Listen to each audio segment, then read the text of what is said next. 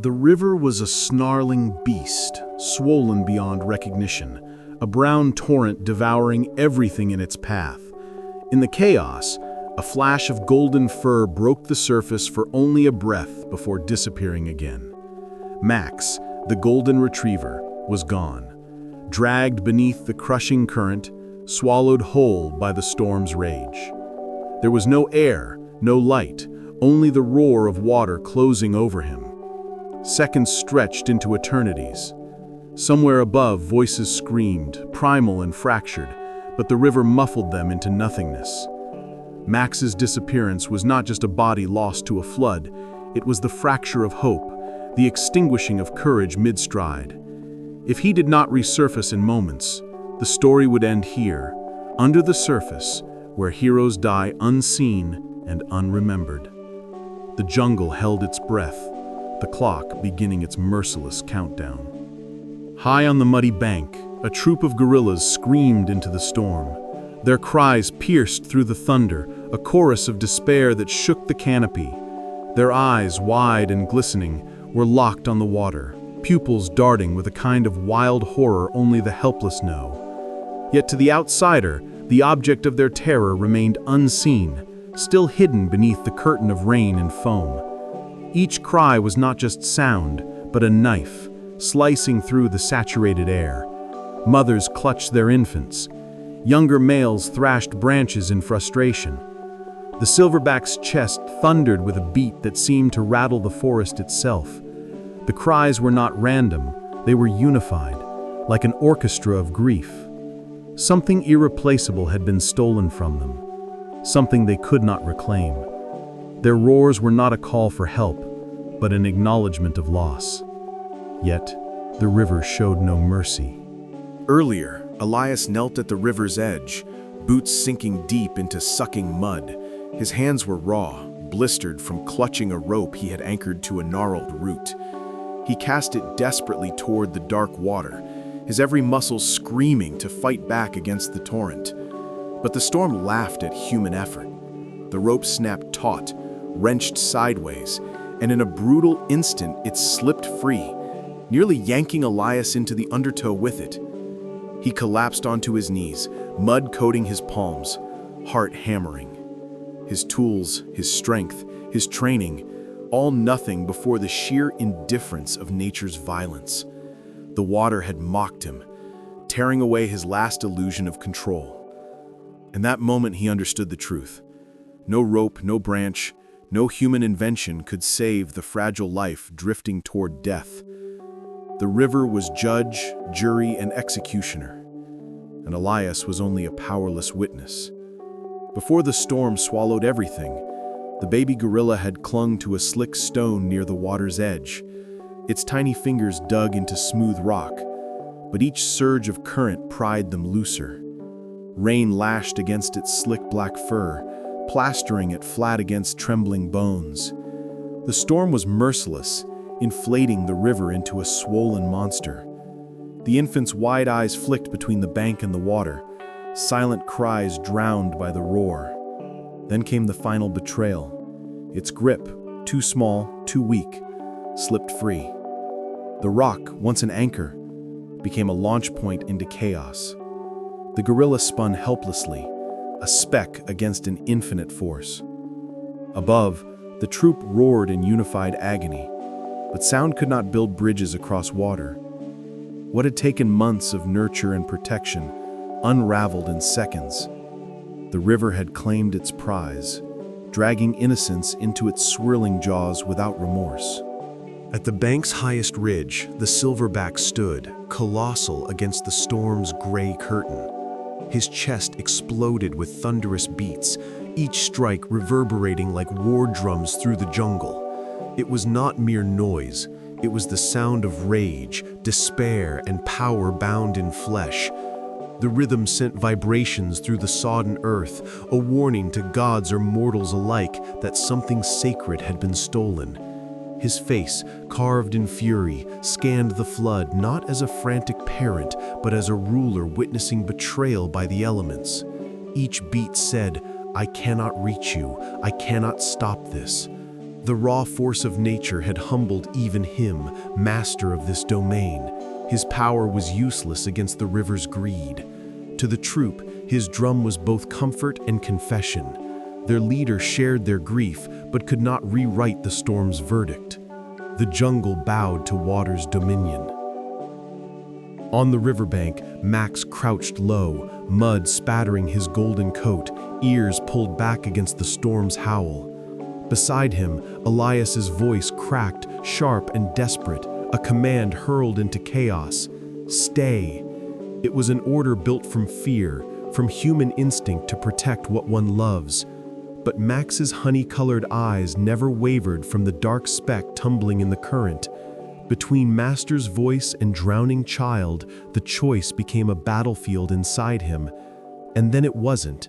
Muscles tightened, claws dug into mud, and with a single deliberate push, Max broke the chain of obedience. He leapt forward, not reckless, but resolved. The river's mouth opened, swallowing his defiance whole. Elias's shout turned hollow, eaten by the storm. Disobedience had become courage, loyalty redefined. Max had chosen not his master's word, but life itself. And in that moment, the balance of the story shifted forever. The river coughed him back like a rejected ember. Max burst through the froth, jaws parted for a single starving breath, eyes narrowed to slits against the sting of silt. He didn't fight the current head-on. He read it, shouldered it, carved diagonally across its muscle as if slicing along a seam only he could sense. Every stroke was a negotiation with something larger than hunger, older than fear. The water tried to pinwheel him.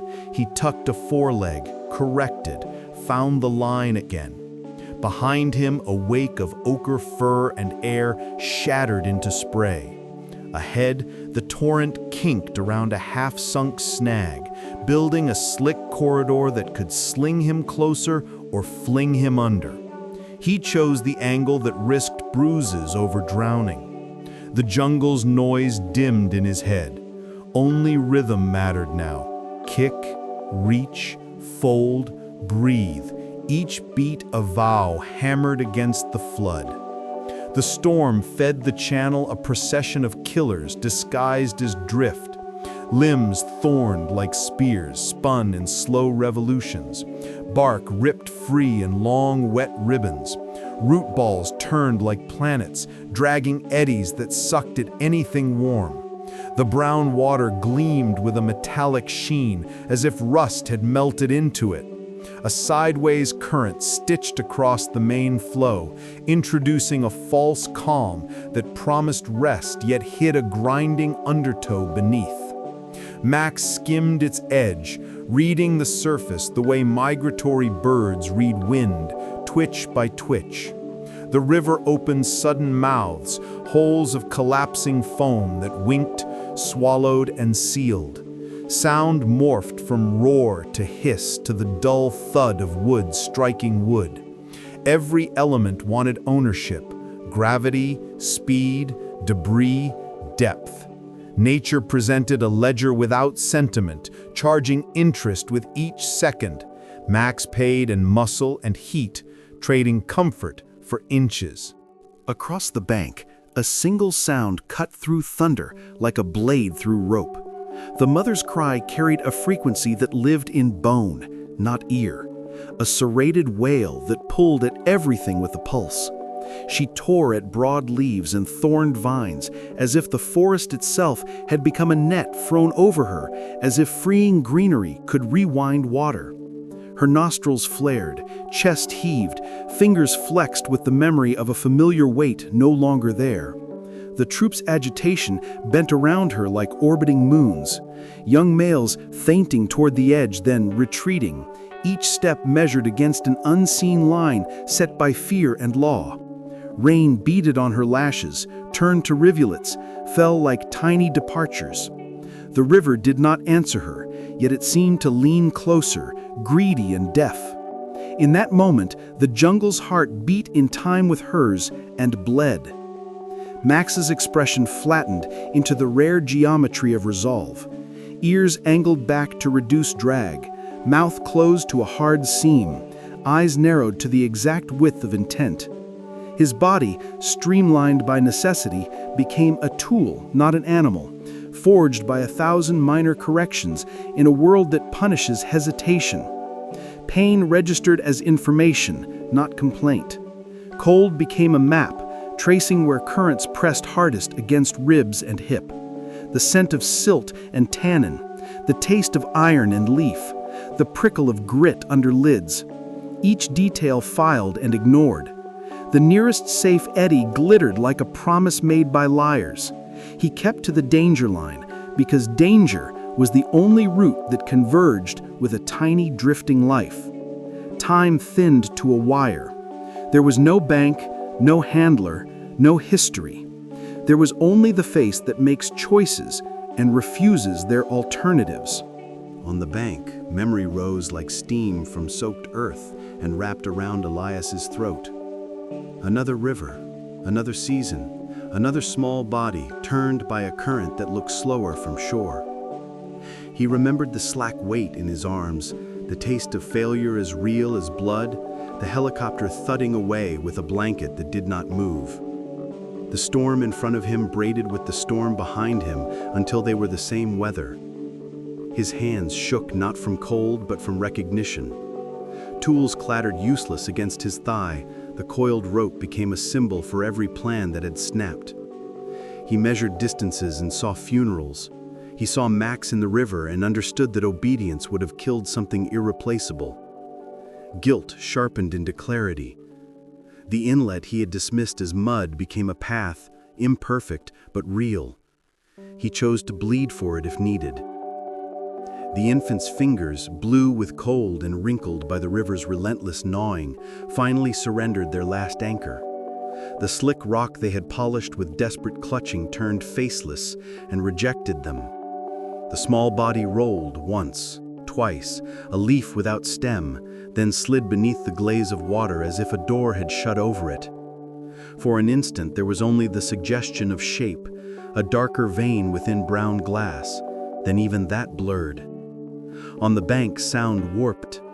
The troops' voices flattened into a grim monotone. The mother's arms closed around absence and rocked it, a motion older than any language. Downstream, a narrow helix of lighter foam marked the infant's path like chalk on a board. The river accelerated its claim, impatient with ceremony. Hope, that stubborn spark, guttered to a wick's shy tremble. The world tilted toward a verdict no one could appeal. The log arrived without preamble, a black cylinder packed with water and speed, rotating with a barbaric elegance. It found Max's flank and wrote its message in pain, a deep-bellied thump that jarred his spine and turned the world 30 degrees. Reflex flared. He tucked, rolled with the hit, let its energy complete a full arc rather than shatter him midway. The river applauded with white fists. For a heartbeat, he lost orientation. Sky and mud traded places, breath became a thing remembered rather than owned. Instinct reached for the diagonal again, the trustworthy grammar his body understood. He surfaced into air that tasted like pennies and thunder. The log angled past, hunting something else, uncaring of the bruise blooming beneath fur. The impact cost a handful of strokes he could not afford. He paid anyway, tax levied by motion, because stillness was simply another name for drowning. A small hand, slick and shaking, rooted into Max's ruff and did not let go. The grip was clumsy, more plea than plan, yet it found purchase in the thick undercoat soaked to molten weight. The infant's chest hitched against the dog's spine, breath fluttering like a trapped moth. Max angled his body to widen the surface, presenting a living raft rather than a wall. The added drag bit instantly, pulling his rhythm out of true. He corrected, shortened the kick, deepened the reach. For a second both sank, an earnest rehearsal for endings, then buoyancy reasserted its weak jurisdiction. The river tested the new arrangement with a sly tug, but the bond held. A cheek pressed against fur, not for warmth, but for proof of existence. Two heartbeats found a shared tempo. In that fragile cadence, a pact formed without ceremony. One would swim, the other would believe. Sound did not vanish. It retreated to the edges, leaving a circle of quiet around the impossible image. Troop members froze with mid-swing branches. Young ones halted with mouths open but voiceless. Rain slackened to a whisper against leaves. The Silverback's chest ceased its artillery and settled into a low engine idle, a threat delayed rather than erased. In the clearing of noise, the tableau gained weight. A predator to some, a savior to one. A child who should have been a statistic, becoming a story written in wet fur and trembling fingers. The jungle recalibrated its laws in real time. Danger remained, currents snarled, debris prowled, yet recognition overlaid risk like thin gold leaf, not strong enough to stop anything, bright enough to sanctify it. Perspective tilted. The river was still the executioner, but the verdict had acquired an asterisk. Against instinct, against taxonomy, grace had taken the stand. Along the jagged bank, Elias tore through brush and sucking mud, his boots sliding, lungs heaving, clothes weighted with rain. He chased the river as if speed alone could outpace death.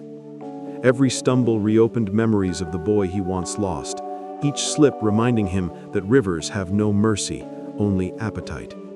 He shouted encouragement. Ragged noise drowned instantly, but the words were not for Max, not for the gorilla. They were for himself, a mantra against collapse. His eyes scanned, searching for geometry the dog could not see. Then he noticed it, a break in the main current where water peeled away into a narrow inlet clogged with mangrove roots. It wasn't safety, it was survivable. His heartbeat hammered in his throat. He had a role again. Max fought the storm in water, Elias would fight the storm on land. Their battles braided together, parallel lines converging downstream. From above, the Silverback lowered his massive frame one ledge closer to the water, his presence a dark eclipse against the storm's gray. He did not roar, did not charge, did not move recklessly. His gaze stayed locked, unblinking, on the golden shape struggling midstream. He was reading the scene, dissecting intent. His nostrils flared at the scent of fear, wet fur, and human sweat. This was not a predator evaluating prey, but a ruler conducting trial. The jungle had witnessed intrusions before, and justice was usually swift and brutal. But this moment demanded patience. His shoulders swelled with power, yet he held it coiled, restrained, waiting for evidence to tilt his judgment. The troop behind him froze, taking their cues from their sovereign. The storm may have ruled the water, but on land the Silverback remained law, and the verdict hung suspended, carried in the silence. The undertow opened beneath Max like a trapdoor. Without warning, the pair were sucked downward, spun into a vortex that erased air and orientation. The baby clung with instinct, tiny nails digging into soaked fur, but grip became agony. Darkness pressed in, water swallowing sound, making the world one suffocating blur. Max's muscles screamed for oxygen, his chest convulsed in violent pleas for breath. A thoughtless animal would have let go, chosen survival over burden. Instinct said abandon, logic said sacrifice, but Max was beyond both. His body curved, curling tighter around the infant, choosing drowning together over life alone. In that impossible calculus, he bought seconds no physics could explain. Above, silence replaced roars as the troop realized the surface had gone empty. Hope collapsed like a structure without beams. The flood had written its cruelest sentence. If you hold, you drown. If you release, you live. Then, eruption. Max exploded back into air, lungs wrenching, coughing water into spray. The infant surfaced plastered against him, tiny chest spasming with startled gasps. Rain struck their faces, baptizing survival. Every stroke now was half a victory, half a theft from the storm. But victory carried cost. Max's kicks slowed, rhythm fractured. Each push of current stole more energy than it gave. His eyes stayed locked on the inlet, but his body quaked under the weight of fur and bone pressed to his back. Still, he kept his angle. A diagonal seam carved through chaos, shaving feet of distance off their dune. Elias, running parallel, saw the golden streak break surface and screamed silently in relief. The river had not finished, but its advantage was eroding. 2 lives, dog and infant, rode a fragile thread of breath, refusing to break, refusing to sink, refusing to obey inevitability. The baby's cheek pressed against Max's soaked neck, shivering yet anchored. It was not survival by accident, it was survival by bond. Each stroke the dog made rippled through the infant's trembling body, translating strength into reassurance. In another world, these two would never touch. Predator and prey, canine and primate, species divided by instinct. But here, in water that erased borders, they had become a single organism, a raft with 2 heartbeats.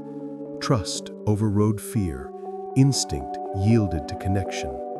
The current tried to peel the gorilla away, but every pull only deepened the grip. Max swam not as a dog, but as a bridge, stitching 2 species together through action alone. The jungle's laws bent. Empathy, that fragile thread, became steel. Where nature demanded separation, storm demanded sacrifice, and time demanded surrender, they answered with unity. Their pact wasn't spoken, it was carved in rhythm and breath. Elias saw the opening. The inlet carved by stormwater spun slower, edges tangled with mangrove roots that could catch, tear, or save. It was not safe, only survivable, an option where none had existed. He sprinted, boots sucking mud like jaws, heart pounding in staccato bursts. Then he did the unthinkable. He left ground. Waist deep, then chest deep, he waded into the biting current. Cold bit him raw, water slamming ribs, tugging at his legs like a predator testing prey. Each step carried a gamble. One misplacement, one slip, and the undertow would claim him. But his eyes locked on Max, golden shape dragging a fragile shadow behind him. Elias's veins carried not courage but obligation. He had already failed once in his past. He would not add another name to that ledger. His wager wasn't on survival. It was on debt, redemption, and the hope of interception. The moment arrived like a knife's edge. Max's strokes faltered, dragging himself and the infant within arm's reach of Elias. Muddy water churned between them, a barrier as sharp as any blade. Elias lunged, his hand striking first against Max's sodden fur. He didn't pull the infant first, though logic demanded it. He anchored the dog, saving the rescuer before the rescued. That choice carried weight. Loyalty over efficiency, respect over utility. With Max braced against his grip, Elias reached again, pulling the shivering gorilla from the dog's back. The child trembled in his arms, soaked fur against human skin, heart racing like a drum of panic. For a moment, Elias held both lives, tethering them back to earth. Together they collapsed into mud, the bank reclaiming them with greedy suction. 2 survivors exhaled against one another. The river roared in retreat, its claim denied, but not forgiven.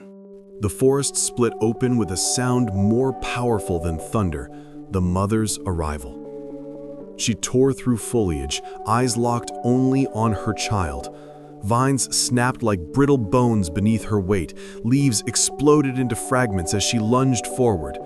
Elias, cradling the infant, froze. Not out of fear of attack, but out of recognition. He was no longer part of this moment.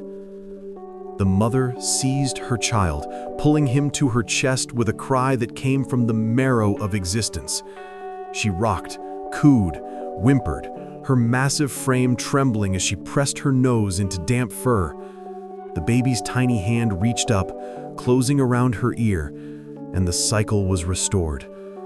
For a heartbeat, the storm's violence ended, but relief carried sharp edges, because behind Elias, shadows thickened, heavy footfalls pressed earth, and the troop converged. Safety was not resolution. This reunion was merely a pause. Silence spread across the jungle like fog, muffling rain, swallowing cries. The troop gathered in a semicircle, their presence weighty as stone statues. Their eyes, vast and black, flicked between the mother's embrace, the human still crouched in mud, and the golden figure collapsed at his side. The river's roar retreated into background, replaced by the audible tension of breath and heartbeat. Elias's chest heaved. Max lay sprawled, flanks rising shallowly, ribs vibrating with exhaustion. The gorilla's silence was not peace. It was judgment, a social tribunal convened without words. Instinct said scatter. Logic said freeze. But Elias held his ground, not because he trusted safety, but because fleeing would mean abandonment of the one who had braved the flood. The air grew thick, suffocating, as if the storm itself had shifted from water to expectation. Something waited in the void, and that something was stepping closer. The silverback advanced, each step deliberate, the earth trembling as his weight shifted through sodden ground. Rain slicked across muscles carved like stone, light flickering over his immense shoulders. His eyes never left Elias and Max. Each pace was a test, stripping away illusions of control, compressing the world into shrinking space. Elias's throat tightened. He did not run. He did not raise his hands. He knelt lower, one hand pressed against Max's ribs, fingers feeling the faint rhythm of survival. To leave the dog would mean surrendering the bond that had pulled them through chaos. So he chose stillness, even as instinct screamed to flee. Max, exhausted, barely lifted his head, yet his eyes flicked to the giant figure, calm in their own way. The jungle shrank to 3 points of focus: man, dog, king. The storm's roar was irrelevant now. Judgment walked closer, inexorable, immense.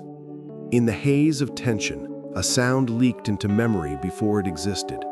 A chest beat, slow and singular, echoing through time like a fragment of prophecy. Elias heard it in his bones before his ears, a vibration that promised both doom and revelation. It was the rhythm of verdict, but no one yet knew its meaning. Was it the herald of violence, the declaration of sovereignty, or the rarest gesture of respect? The air seemed to fold, compressing possibilities into a single moment not yet lived. The troops shifted uneasily, sensitive to energy rippling from their leader, uncertain whether to prepare for charge or calm. Elias braced, eyes locked on the massive torso rising, prepared for the hammer to fall. The jungle itself leaned forward, leaves dripping in suspense. The beat had not yet struck, but its ghost was already rewriting the silence into dread. The silverback stopped, towering within 3 feet of Elias. Their breaths mingled in the storm air, mist spiraling between them like smoke from a forge. Every detail sharpened, the lines of scar tissue on his chest, the quiver of Max's flanks, the mud dripping from Elias's fingers as they trembled yet held steady. Eye contact locked them into a duel of endurance. Elias felt stripped, every defense peeled back until he was nothing but pulse and presence. The gorilla leaned slightly forward, shoulders bunched with latent violence, jaw tight but silent. Behind, the troop's collective inhale created a vacuum, waiting to see whether peace or destruction would follow. Elias could not fight. He could only stay. It was a gamble, a trust not yet earned, laid bare in raw posture. In that shrinking space, truth existed. Survival was no longer about muscle, but about recognition. The silverback's fists rose, not to strike, but to land once, slowly, against his chest. The sound was not thunder, but a deep drum of gravity, vibrating into earth, into ribcage, into memory. It was not rage, it was acknowledgement. His eyes softened, narrowing not in aggression, but in acceptance, as if he had glimpsed intent and weighed it worthy. The troop exhaled as one organism, a tide of tension rolling backward. The mother continued rocking her child, unchallenged. Max lay motionless, ribs rising shallow, yet his role had already been marked. The golden dog had crossed the boundary of categories, no longer outsider, not enemy, not prey. Elias felt tears mix with rain as his body registered release. This was not victory, it was permission. Permission to leave alive, carrying memory instead of wounds. One beat, one gesture had shifted the law of the jungle. One by one, the troop receded, slipping back into the jungle's thick curtain of foliage. Their departure was noiseless, deliberate, a retreat into the labyrinth of leaves that had always been theirs. The mother, clutching her infant, was first to vanish. The baby's tiny fingers knotted into her fur, eyes still wide with aftershock. The others followed, shadows among dripping vines. The silverback was last. He turned once, gaze lingering on Elias and Max. Then, with a lift of his head, he released a low, resonant call, a farewell or a thanks, the line between them indistinguishable. The sound carried through the canopy, reverberating like a hymn until it dissolved into rain. When silence reclaimed the clearing, the jungle seemed reset, as if nothing had happened. But for those who had witnessed, reality had cracked open, and something larger than survival had walked briefly into the world. The rain thinned, dissolving into mist, and light broke through canopy shards like molten glass. Elias knelt beside Max, his hand pressed into wet fur still warm despite exhaustion. The dog's chest rose shallowly, each breath a struggle, but steady. The man bowed his head until his forehead rested against the dog's. No words carried through the jungle, yet the silence accepted the gesture.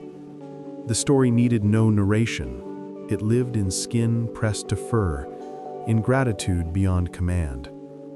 Around them, the forest glistened, drops falling from every branch, the storm spent, but not forgotten. They were alive not because man had intervened, but because loyalty had redefined instinct, because courage had risen from disobedience. Heroes, Elias realized, don't always stand on two legs. In that moment, the jungle was no longer just wilderness, it was witness, and it had judged their bond worthy of memory.